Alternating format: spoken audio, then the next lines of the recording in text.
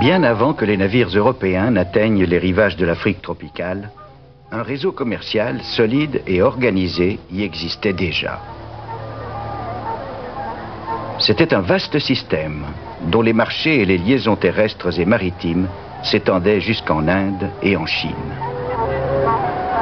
Le centre africain de ce système se trouvait ici, dans le grand empire du Mali. Un voyageur célèbre du XIVe siècle visita l'empire du Mali, encore au sommet de sa prospérité, et consigna dans ses mémoires. De tous les peuples, les Noirs sont ceux qui détestent le plus l'injustice. La sécurité à travers tout le pays est complète et générale. Le voyageur n'a pas plus de raison de craindre les brigands, les voleurs ou les ravisseurs, que n'en ont les habitants eux-mêmes. Celui qui a écrit ces lignes était un voyageur marocain du nom d'Ibn Battuta.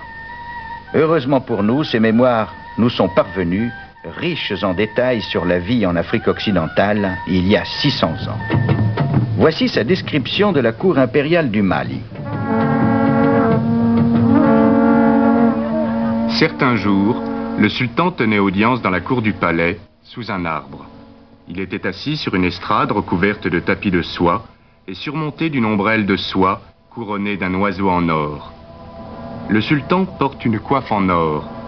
Il est vêtu d'une tunique de velours rouge, confectionnée dans de précieux tissus venus d'Europe. Il est précédé de musiciens dont les guitares sont en or et en argent. Derrière lui, 300 esclaves soldats.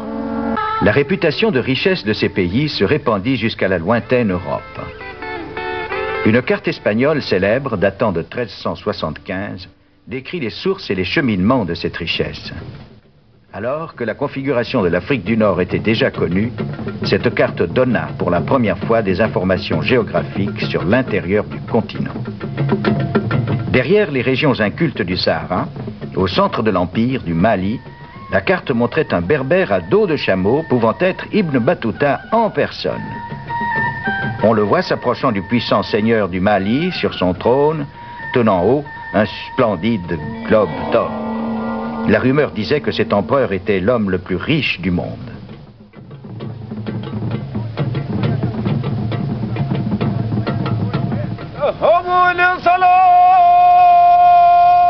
En 1324, Kankan Moussa, autre empereur du Mali, revenait d'un pèlerinage à la Mecque.